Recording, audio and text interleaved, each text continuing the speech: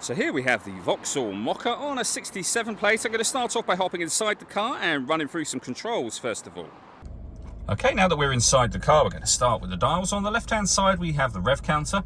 We have the speedometer on the right-hand side. In the middle, you can see the fuel gauge and coolant temperature gauge at the top.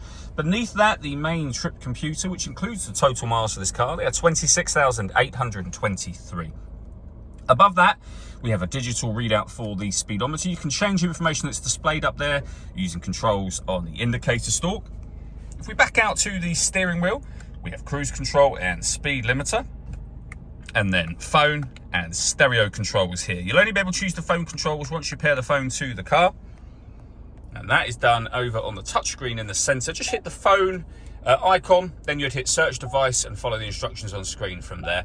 When it comes to your audio options, we have AM, FM and DAB radio, USB input, Bluetooth audio so you can stream your music wirelessly, and auxiliary input as well. So plenty of ways to listen to your music in this car.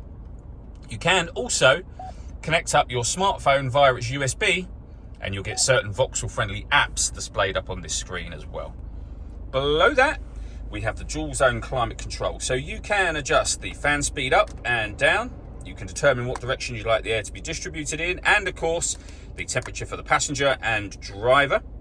When you're happy with those settings, your air conditioning is off or back on. Any adjustment you make here will show temporarily along the top of the screen just for a few seconds, as you can see.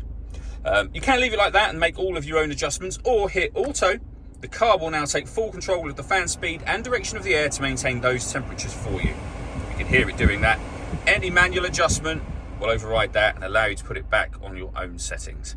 This car has stop and start technology, so it's designed to cut out when it's stationary in traffic to save you fuel. You can turn that system on and off from here. We have parking sensors that you can turn on and off as well. We can turn off our traction control from beneath that.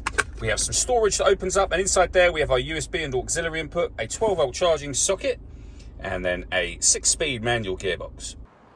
All that leaves me to say is thank you for taking the time to watch this video. If you'd like to come and see the car for yourself and have a test drive, please feel free to call either of our MJA sites. We'd love to hear from you soon.